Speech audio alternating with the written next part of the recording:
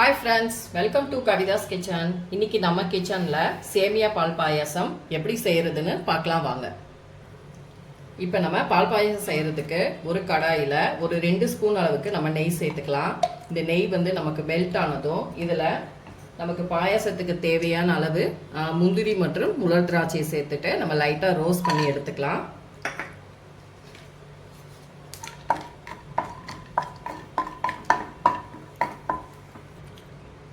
இப்போ நம்ம முந்திரி பருப்பும் உலர் திராட்சையும் வறுத்து நம்ம ஒரு பவுலுக்கு எடுத்தாச்சு.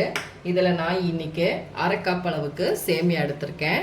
நான் வந்து உப்புமாக்கெலாம் நம்ம பயன்படுத்துவோம் பாருங்கள், அந்த சேமியா தான் எடுத்திருக்கேன். இதுலேயும் நீங்கள் செஞ்சு பாருங்கள், டேஸ்ட்டு நல்லா வரும். இப்போ இதை நம்ம இந்த நெய்லேயே நல்லா ரோஸ்ட் பண்ணி எடுத்துக்கலாம்.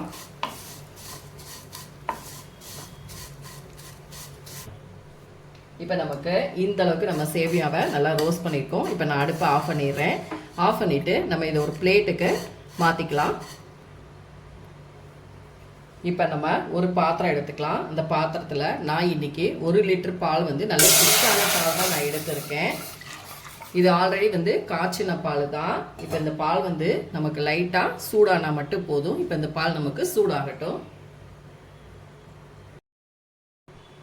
ஃப்ரெண்ட்ஸ், நமக்கு பால் வந்து ஒரு கொதிச்சிருச்சு. இப்போ நம்ம வந்து உள்ள சேமியாவை சேர்த்துடலாம். நெய்யில் வறுத்து வச்சோம் பாருங்கள், அந்த சேமியாவை உள்ளே சேர்த்துட்டு நல்லா இந்த சேமியா நமக்கு இந்த பால்லே நல்லா வேகணும்.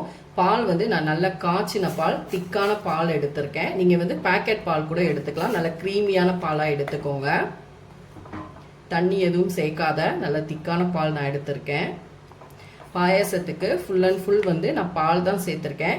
நீங்கள் பால் கூட தண்ணி கூட சேர்த்துக்கலாம்.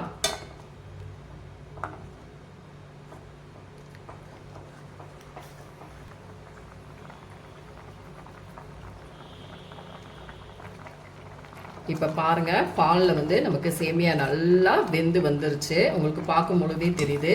இன்னும் வந்து ஒரு 5 நிமிஷம் நல்லா கொதிக்கட்டும். நல்ல ஒரு க்ரீமியாக வரணும் நமக்கு. இப்போ நமக்கு சேமியா நல்லா வெந்துருச்சு பாலில். இப்போ இந்த ஸ்டேஜில் நம்ம ஏலக்காய் தூள் சேர்த்துக்கலாம். ஒரு 1/2 டீஸ்பூன் அளவுக்கு ஏலக்காய் தூள் சேர்த்துக்கோங்க.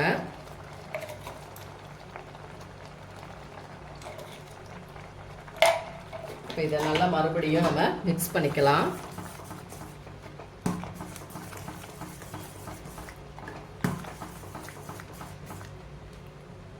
இப்போ இதில் நம்ம சுகர் சேர்த்துக்கலாம். சுகர் வந்து ஒரு 1/2 கப்ல இருந்து 3/4 கப்பு சேர்த்துக்கலாம். உங்களுக்கு இன்னும் சுகர் வேணும் அப்படின்னு நினச்சிங்கன்னா நீங்கள் வந்து கூட சேர்த்துக்கலாம். நான் வந்து 1/2 கப் சேர்த்துருக்கேன். இது போதுமான ஸ்வீட்டு. இப்போ நம்ம சுகர் சேர்த்ததுக்கப்புறம் மறுபடிக்கும் நமக்கு லைட்டாக மெல்ட்டு கொடுக்கும்.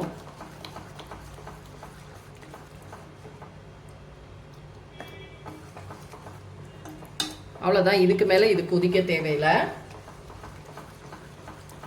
நமக்கு இப்போ சூப்பராக நல்லா க்ரீமியாக கெட்டியாக வந்துருச்சு.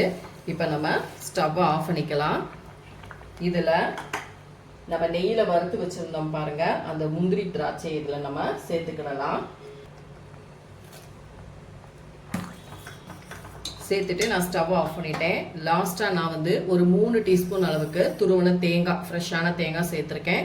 தேங்காய் சேர்த்து பாருங்கள், சூப்பராக இருக்கும் டேஸ்ட்டு. அவ்வளோதான் ஃப்ரெண்ட்ஸ், அருமையான ஒரு சேமியா பால் பாயாசம் டக்குன்னு நம்ம வீட்டிலே ரெடி பண்ணியாச்சு. டக்குன்னு கெஸ்ட்டு வந்துட்டாங்க, இல்லை நம்மளே ஒரு ஸ்வீட் சாப்பிடணும் அப்படின்னா நம்ம இந்த மாதிரி வீட்டில் இருக்கக்கூடிய இன்க்ரீடியன்ஸில் சிம்பிளாக நம்ம சேமியா பால் பாயாசம் செய்யலாம். இப்போ இதை நம்ம ஒரு பவுலுக்கு மாற்றிட்டு பார்க்கலாம். ஃப்ரெண்ட்ஸ், அருமையான ஒரு சேமியா பால் பாயாசம் சூப்பராக ரெடி ஆச்சு. நீங்களும் இதே மாதிரி செஞ்சு பாருங்கள். நான் சொன்ன அளவுகளோட 1/2 கப் சேமியாவுக்கு சுகர் வந்து 1/2 கப்ல இருந்து நம்ம 1 கப் வரைக்கும் எடுத்துக்கலாம். அதே போல் பால் வந்து நல்ல திக்கான பால். நான் வந்து தண்ணி எதுவும் சேர்க்காம பால்லே நான் வந்து பாயாசம் பண்ணியிருக்கனால 1 லிட்டர் அளவுக்கு நான் பால் எடுத்திருக்கேன்.